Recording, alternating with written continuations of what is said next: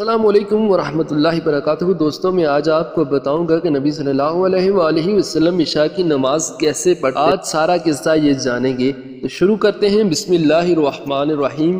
اپنے ابی عدی نے سعد اپنے ابی اربا سے، انہوں نے قتادہ سے اور انہوں نے زرار سے روایت کی کہ حضرت انس رضی اللہ تعالیٰ عنہ کے قریبی عزیز سعد بن ہشام بن عمر نے ارادہ کیا کہ اللہ تعالیٰ کی راہ میں جنگ جہاد کریں۔ وہ مدینہ منورہ آ گئے اور وہاں اپنی ایک جائیداد فروخت کرنی چاہیے تاکہ اس سے ہتھیار اور گھوڑے مہیا کریں اور موت آنے تک رومیوں کے خلاف جہاد کریں۔ چنانچہ جب مدینہ آئے تو انہوں نے مدینہ میں کچھ لوگوں سے ملے، انہوں نے ان کو اس ارادے سے روکا اور ان کو بتایا کہ 6 افراد کے ایک گروہ نے نبی صلی اللہ علیہ وآلہ وسلم کی حیات مبارکہ میں ایسا کرنے کا ارادہ کیا تھا، تو نبی اکرام صلی اللہ علیہ وآلہ وسلم نے انہیں روک دیا تھا۔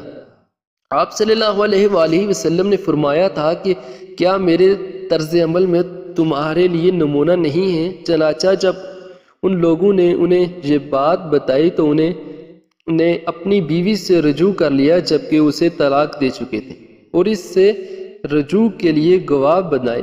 پھر حضرت ابن عباس رضی اللہ تعالیٰ عنہما کی خدمت میں حاضر ہو کر ان سے رسول اللہ صلی اللہ علیہ وآلہ وسلم کے وتر بشمول قیام اللیل کے بارے میں سوال کیا، تو حضرت ابن عباس رضی اللہ تعالیٰ عنہ نے کہا کہ کیا میں تمہیں اس ہستی سے آگاہ نہ کروں جو روئے زمین کے تمام لوگوں کی نسبت رسول اللہ صلی اللہ علیہ وآلہ وسلم کے وتر کو زیادہ جاننے والی ہے؟ سعد نے کہا وہ کون ہیں؟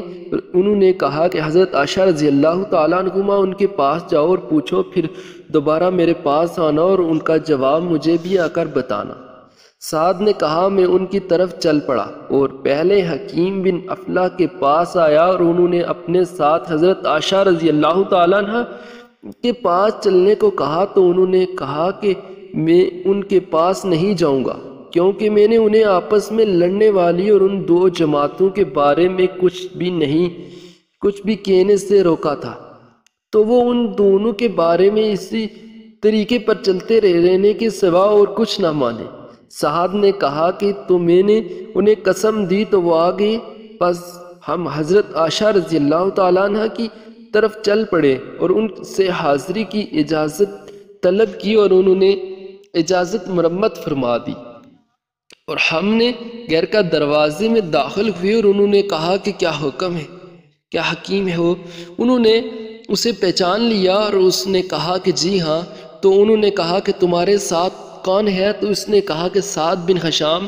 انہوں نے پوچھا ہشام کون؟ اس نے کہا عامر رضی اللہ تعالیٰ عنہ اپنے امیہ انصاری کے بیٹے۔ تو انہوں نے ان کے لیے رحمت کی دعا کی اور کلمات خیر کی۔ قتادہ نے کہا کہ وہ عمرہ رضی اللہ تعالیٰ عنہ غزوہ احد میں شہید ہو گئے، تو میں نے کہا کہ ام المومنین مجھے رسول اللہ صلی اللہ علیہ وآلہ وسلم کے حلق مبارک کے بارے میں بتائیے۔ تو انہوں نے کہا کہ کیا تم قرآن نہیں پڑھتے؟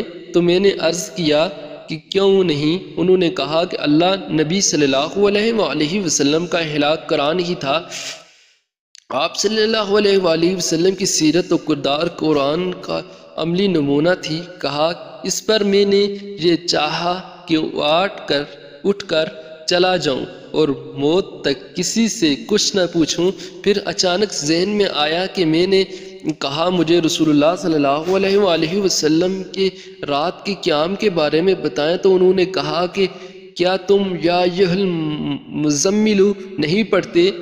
میں نے عرض کی کیوں نہیں؟ تو انہوں نے کہا کہ اللہ تعالیٰ نے اس سورت کے آغاز میں رات کا قیام فرض قرار دیا، تو نبی کریم صلی اللہ علیہ وآلہ وسلم اور آپ کے ساتھیوں نے سال بھر قیام کیا، اور اللہ تعالیٰ نے اس سورت کی آخری آیت 12 ماہ تک آسمان پر روکے رکھی، یہاں تک کہ اللہ تعالیٰ نے اس سورت کی آخر میں تخفیف کا حکم نازل فرمایا۔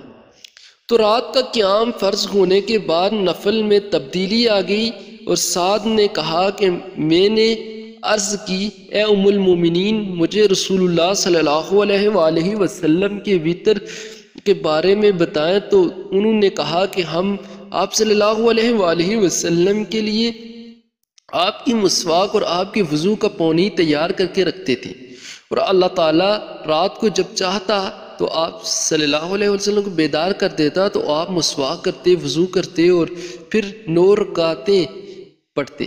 ان میں 8ویں کے علاوہ کسی رکعت میں نہ بیٹھتے، پھر اللہ کا ذکر کرتے اور اس کی حمد بیان کرتے اور دعا فرماتے، پھر سلام پھرتے، بغیر کھڑے ہو جاتے، پھر کھڑے ہو کر 9 رکعت پڑھتے، پھر بیٹھے تھے، اللہ کا ذکر اور حمد کرتے اور اس سے دعا کرتے، پھر سلام پھیرتے اور جو ہمیں سناتے، پھر سلام کے بعد بیٹھ کر 2 رکعتیں پڑھتے۔ تو میرے بیٹے یہ 11 رکعتیں ہو گئی۔ پھر جب رسول اللہ صلی اللہ علیہ وآلہ وسلم کی عمر مبارک بڑھی اور جسم پر کسی حد تک گوشت چڑھ گیا، جسم مبارک باری ہو گیا، تو آپ صلی اللہ علیہ وآلہ وسلم 7 وتر پڑھنے لگ گئے۔